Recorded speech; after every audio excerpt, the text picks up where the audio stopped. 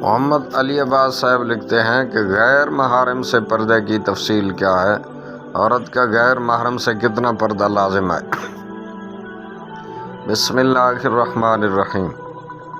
غیر محرم کے لیے عورت کے چہرے کی ٹکلی، دونوں ہتھیلیوں، دونوں قدموں کے علاوہ تمام بدن کا پردہ ضروری ہے، اور فی زمانہ فتنے کے خوف کی وجہ سے عورت کو غیر محرم سے چہرہ بھی چھپانا چاہیے۔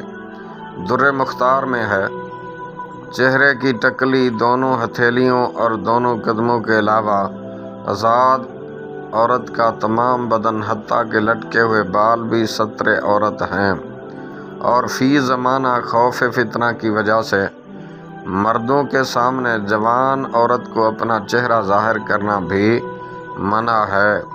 در مختار میں رد المختار جلد 2 صفحہ نمبر 95۔